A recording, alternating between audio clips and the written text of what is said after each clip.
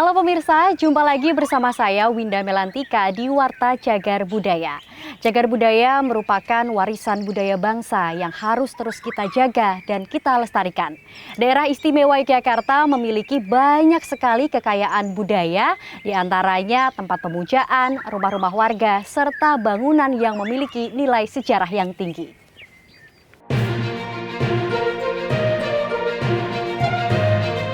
Bisa memahami bagaimana pentingnya cagar budaya. Batu putih ini ada takian-takiannya seperti Kita ini. generasi muda yang mewarisi kekayaan budaya wajib untuk ikut melestarikan cagar budaya.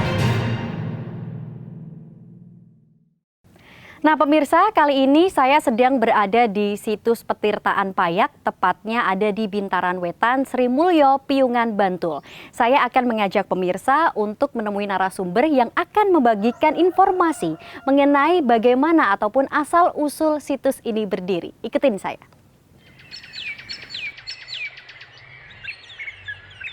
Halo Pak Wahyu, gimana kabarnya Pak? Baik, alhamdulillah sehat Pak. Nah pemirsa, kali ini saya sudah bersama Pak Wahyu Indrasana. Beliau ini adalah salah satu arkeolog senior yang ada di daerah istimewa Yogyakarta. Nah langsung saja yuk kita tanya-tanya. Pak, sebenarnya situs Petirtaan Payak ini situs yang seperti apa sih Pak? Saya baru tahu nih jujur aja. Jadi ini merupakan satu-satunya situs yang berupa petirtaan ya. Petirtaan itu sama dengan pemandian lah begitu. Tapi tentunya berkaitan dengan keagamaan, bukan pemandian biasa.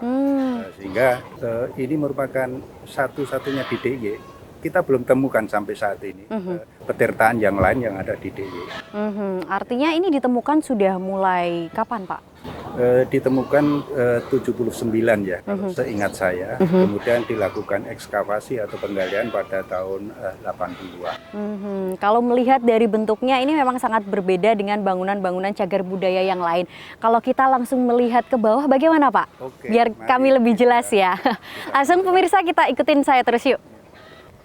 Oh ya Pak, untuk bangunannya sendiri ini apakah cuma satu ataupun masih ada bangunan yang belum ditemukan Pak? Ya kalau kita melihat tanda-tandanya itu kita baru menemukan satu ini, tapi kita kan tidak tahu bahwa ini berada di sekitar berapa ya 3 meteran lah di bawah tanah yang ada sekarang, sehingga ada kemungkinan juga ditemukan yang lainnya. Gitu ya, tapi belum ada proses lagi ya Pak untuk kira-kira kapan untuk penggalian lagi seperti itu? Iya betul, karena kita tentunya melihat juga lingkungan ya, kita harus membebaskan lingkungan dan sebagainya. Sementara juga kemungkinan juga sudah mulai padat di daerah sini. Kalau melihat dari unsur batunya ini sepertinya jenis batunya batu putih, betul atau tidak Pak? Betul, batu putih. Ya. Nah langsung aja Pak kita lihat ke bawah biar pemirsa juga tahu ini tekstur batunya ini seperti apa dan tekstur warnanya juga seperti apa.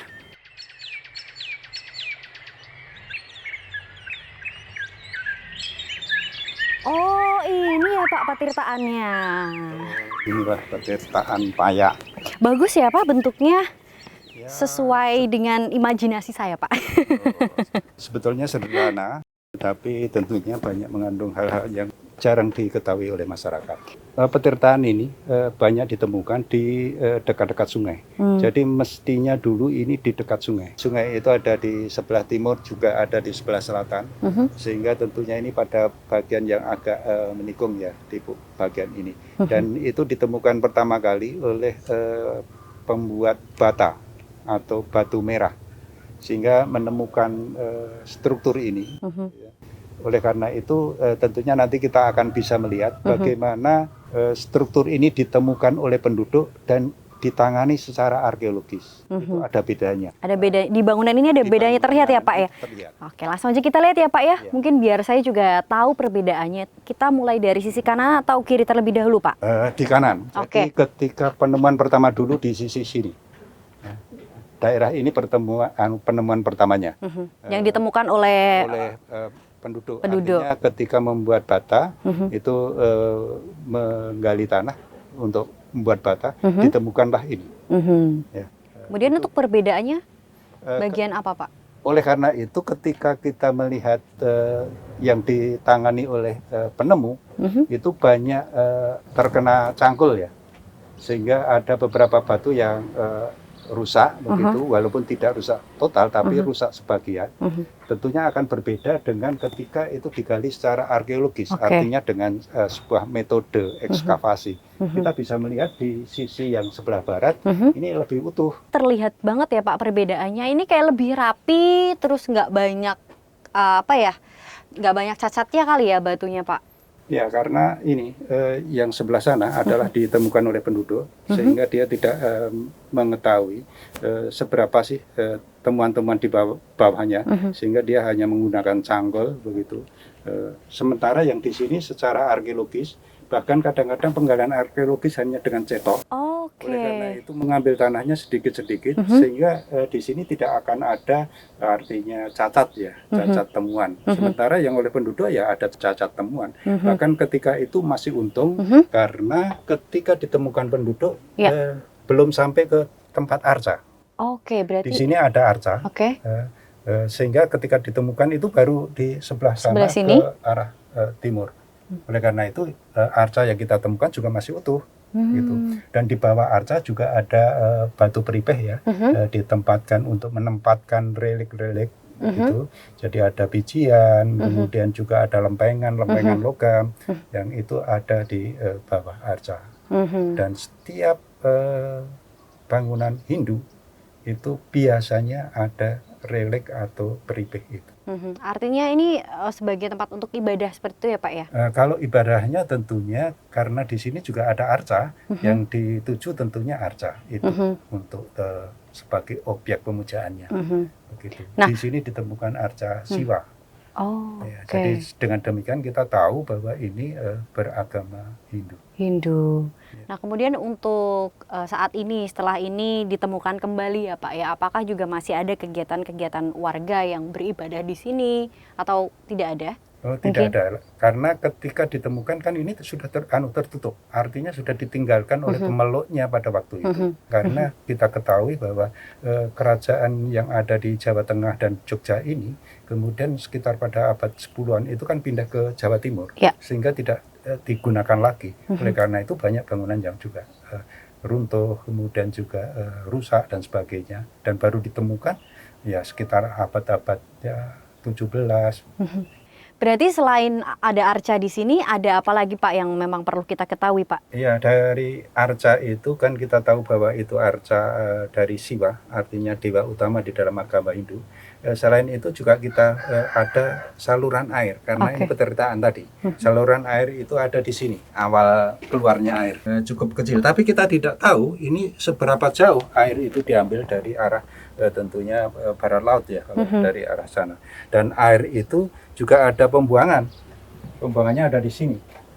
Jadi ini ada pembuangan untuk air itu dibuang, karena tentunya ada air yang juga sisa tidak dimanfaatkan, sehingga itu dikeluarkan dari komplek ini. Tapi lingkungan ini tentunya menjadi sebuah lingkungan yang suci untuk waktu itu. Kenapa dinamakan Tirta? Tirta karena itu berkaitan dengan air. Tirta kan air, petirtaan, jadi semacam tempat untuk air, tapi airnya tentunya air yang suci. Karena di dalam agama Hindu sering menuangkan air itu di yoni misalnya.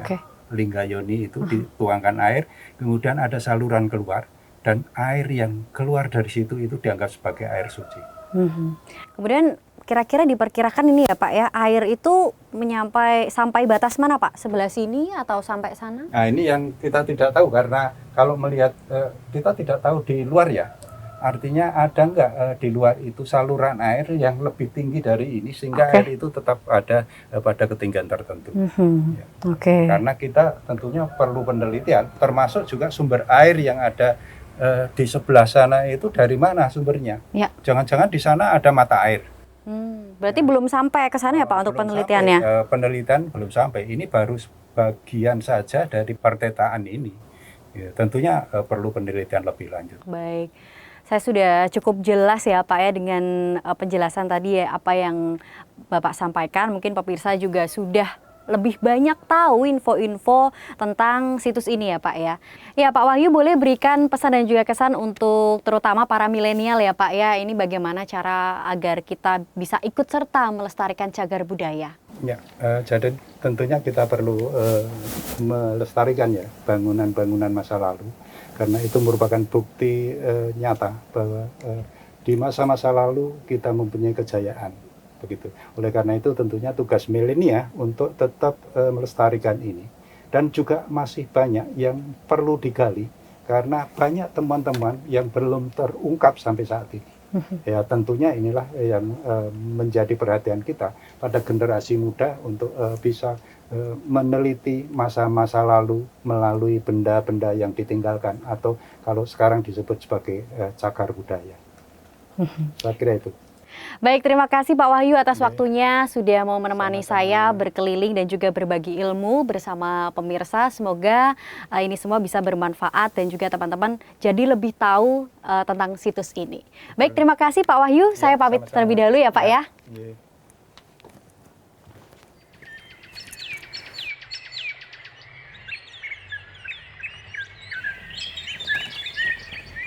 Nah pemirsa, tadi kita sudah mempelajari mengenai sejarah ataupun asal-usul dari situs Petirtaan Payak ini. Banyak sekali informasi yang kita dapatkan, salah satunya adalah situs ini merupakan satu-satunya situs petirtaan yang ada di daerah istimewa Yogyakarta. Dan ini menjadi nilai penting ilmu pengetahuan bagi generasi muda untuk bagaimana cara mengelola air di masa lalu. Akhir kata, saya Winda Melantika pamit. Sampai jumpa di Warta Cagar Budaya berikutnya.